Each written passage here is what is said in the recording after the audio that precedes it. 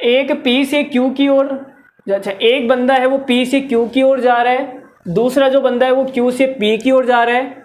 यदि वे क्रमशः Q और P पर एक दूसरे को पार करने के 2.5 घंटे बाद, सॉरी भाई 2.5 का मतलब तो 2.5 घंटा ही होता है, और 4.9 आवर बाद पहुंचते हैं तो दोनों व्यक्तियों की गति का अनुपात ज्ञात करें। तो देखो ये एक सवाल तो मैं आपको पूरा डायग्राम बना के, चित्र बना के पूरा समझा देता हूँ, बाकी अगले सवाल में चित्र बनाने की पॉसिबिलिटी कम रहेगी, ठीक है। तो खुद से भी थोड़ा समझने का प्रयास करना।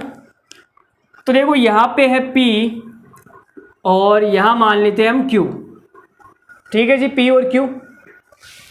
तो दो व्यक्ति एक ही समय पर चलना शुरू करते हैं, एक P से Q की ओर जा रहे हैं, ये P से Q की ओर जा रहा है, और जो Q है वो इधर से Q से P की ओर जा रहा है। दूसरा एक बंदा P से Q, दूसरा बंदा Q से P।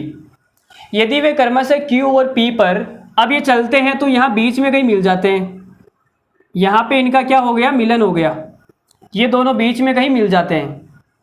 तो मिलने के बाद में, सवाल में लिखा मिलने के बाद में, पार करने के बाद ये भाई साहब तो लेते हैं 2.5 घंटे, यहाँ पहुँचने में लेते हैं 2.5 घंटे,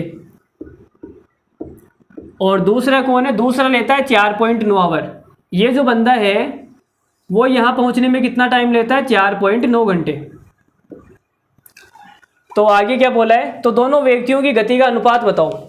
तो अनुपात बता देते हैं, इसकी स्पीड मान लेते हैं S1 और इसकी जो स्पीड है वो S2। तो अभी अभी हमने देखा कि S1 और S2 का जो अनुपात होता है वो क्या होता है, अंडर रूट के अंदर T2/T1।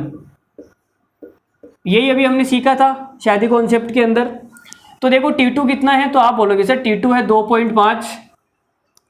2.5, सॉरी T2 ये है ना 2.5, नहीं ये तो T1 है ना भाई, S1 है ये, तो ऐसे इसका टाइम है ना, तो 2.5 घंटे तो क्या हो जाएगा, हमने गड़बड़ कर दिया भाई, हमने गड़बड़ कर दी, यही तो मिस्टेक है। ये मिस्टेक अगर आपसे भी होगी तो सवाल गलत हो जाएगा। देखो 3-4 भी है, 4-3 भी है, 5-7 भी है, 7-5 भी है, तो ऐसे गड़बड़ होने के चांसेस रहेंगे।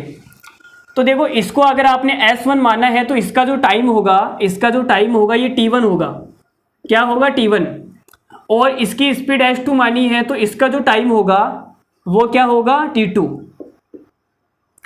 इसमें देखो अगर हम चित्र नहीं बनाते तो यहाँ सही हो जाता, ये T1 पहले वाला T1, बाद वाला T2, लेकिन हमने यहाँ पर लिख लिया ना T1। तो देखो T2 कितना है, 4.9, और T1 कितना है, 2.5। अंडर रूट के अंदर है तो पॉइंट से पॉइंट गया।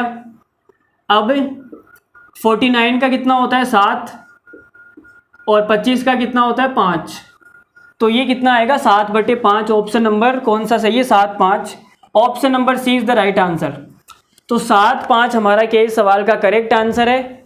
उम्मीद करता हूँ आपको ये समझ में आया होगा। यहाँ पे T1 T2 का थोड़ा सा ध्यान रखना, चित्र बनाओ तब तो आपको कोई तकलीफ नहीं है, और अगर नहीं चित्र बनाओ तो पहले वाला T1 हो जाएगा, बाद वाला T2 हो जाएगा, इतना ध्यान रखना, ठीक है। तो आगे